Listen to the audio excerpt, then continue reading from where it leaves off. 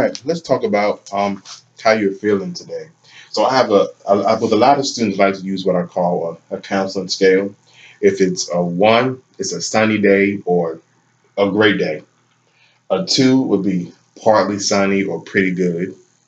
A three would be cloudy, which means like needs improvement or it could be better. A four would be rainy, which I say is not a good day, unacceptable day. And a five would be stormy, which would be a horrible, awful day. We're going to use a scale when we talk about a lot of aspects of your life, and I want you to rate them so we can understand what you can improve on and how you can cope with other people that need to improve. So overall, how was your school day going today? I would say pretty sunny, Okay, partly sunny, partly sunny. which is pretty good. Yeah. Okay, that's good. So pretty good meaning that you're having a decent day. So not a whole lot to improve on. If we're talking about pretty good, do you think these are things that you could help improve, or do you think these are things that other people or teachers could help improve? I think when I speak as in pretty good, I think it's more likely what could possibly be improved by others, Okay. So what others could be what how others could improve. Okay.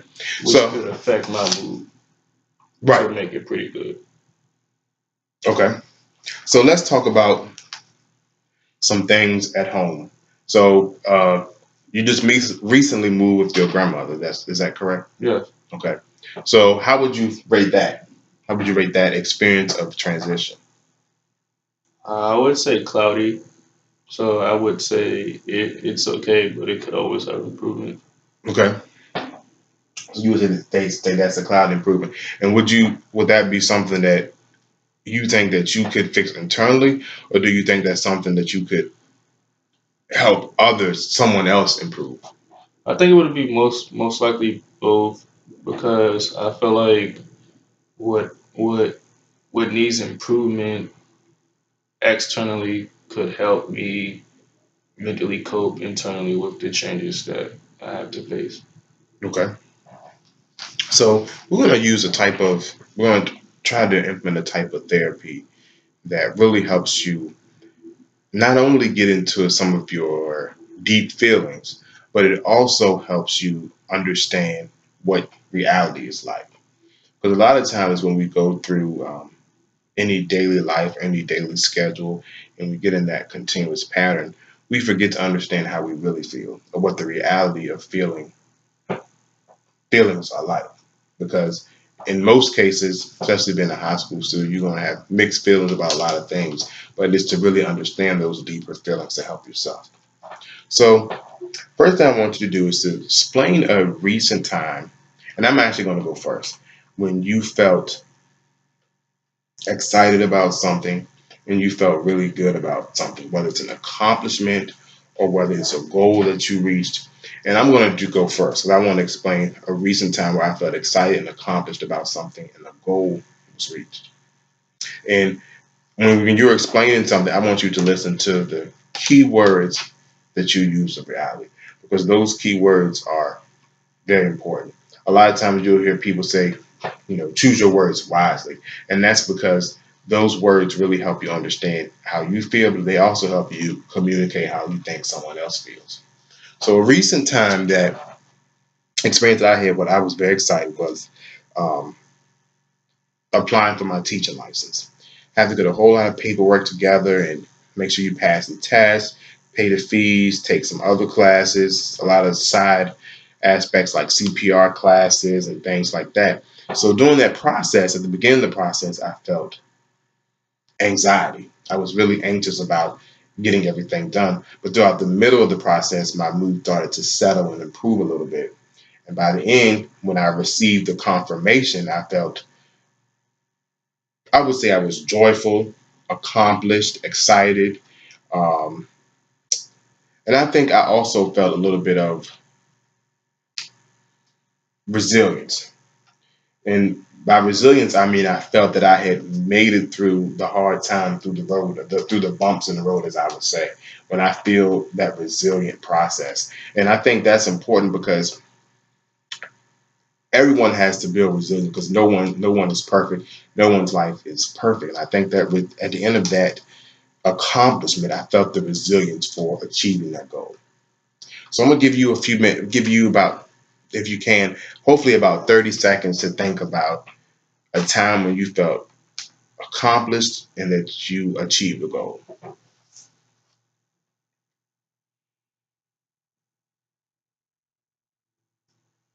Um, guess I would say, mine. I just recently got my driver's license. Okay. So, the process of like having to take the required course through high school, through, a curriculum, you have to take the in class part, Hmm. which had me very anxious and very nervous because, I didn't necessarily know how that would go and, what I miss or pass, what I would take on in the class. So I was very nervous at the start, and then towards the end of the course we took, I started to get more confident, and it prepared me to actually get to take the written part at the DMV. But along with that, which was also nerve wracking, was the actual driving range part in school, and I was very nervous because not only was I going through it during class, but I had to do something that I've never done before, which was drive. And at the end of it, I ended up passing almost perfect. And when I took the DMV test, I passed. I had 85% percentage. So I really had mixed emotions about it because I was very nervous and I had a lot of anxiety. But at the end, I passed. So I'm proud of myself for sticking through it and keeping my confidence. Okay. So I like that because this is a good experience that we can really talk about, as in what you learned, which was never give up, to keep going. And a lot of times at the end, you will get a good result. And even when we don't get good results, in many cases, we can try again or improve again. So as we talk about your transition from your mother's house to your grandmother's house, how I would say, how do you think that experience, the transitional experience, has been coming to a new school and meeting new classmates? How would you rate that experience overall? I would say it needs improvement Okay. because it was just stressful. Like not only did I have to adapt to living somewhere different, but I had to adapt with being in a different location, meeting friends, and making friends all over again. I had to deal with the emotional stress of moving from with my mother to with my grandma, my grandparents. So I would say it needs improvement, and that it just brought a lot of anxiety. Okay. So when we're talking about counseling, a lot of times we talk about how to build coping skills and how to cope with that and build that resilience. So I want you to tell me how you really feel about, because this is important for you to understand you, how you really feel about your mother, how you really feel about your grandmother or your grandparents as a combination. So tell me I want you to think about it for a real minute. How do you feel about them as people and what they have felt, how they have supported you, if they have, how they have supported you. So just think for a minute about your deepest feelings. These feelings can be something that you may not tell, that you might not ever explain to them, but it's important for you to release those, understand the reality of it. I feel like with my mother, it was very hard adjusting, but she supported me in more of like a do it your own, have self motivation way. And I feel like with my grandparents, and specifically my grandmother, it was more of like caring, nurturing type of feeling versus like a you're all on your own. You have to adapt and learn and grow.